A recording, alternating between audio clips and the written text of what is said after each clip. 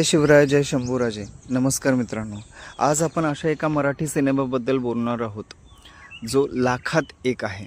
म्हणजेच 1952 साली आलेला एक असा मराठी चित्रपट ज्याने त्या काळातील प्रेक्षकांना पोट धरून हसवायला लावलं, मनोरंजन केलं आणि आजही तो तितकाच मनोरंजक वाटतो. हा चित्रपट म्हणजे लाखाची गोष्ट. मराठी सिनेमात कॉमेडीचा वेगळा दर्जा निर्माण करणारा हा चित्रपट नेमका कसा आहे ते आज आपण आपण क्लासिक चित्रपटाचा छोटासा रिव्ह्यू पाहणार आहोत. लाखाची गोष्ट हा 1952 साली प्रदर्शित झालेला मराठी विनोदी चित्रपट. या चित्रपटाचे दिग्दर्शन आणि निर्मिती केली होती राजा परांजपे यांनी.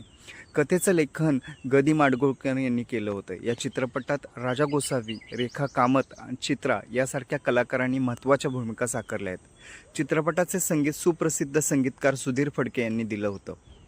या चित्रपटाची कथा दोन गरीब मित्राभोवती फिरते. त्यापैकी एकाला एक श्रीमंत मुलीवर प्रेम होतं. मुलीचे वडील त्याची परीक्षा घेण्यासाठी त्याला 1,00,000 रुपये देतो, पण अट अशी असते की ते पैसे त्यांनी एका महिन्यात संपवायचे. आणि इथून सुरू होतात अनेक विनोदी आणि मजेदार प्रसंग.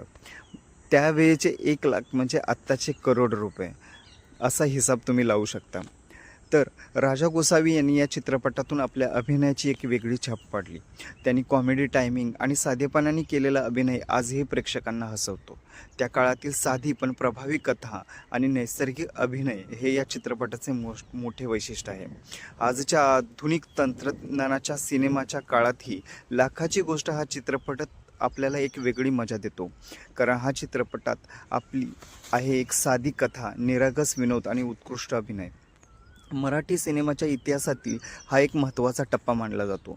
जर तुम्हाला जुने मराठी चित्रपट आवडत असतील तर लाखाची गोष्ट हा चित्रपट नक्की पहा.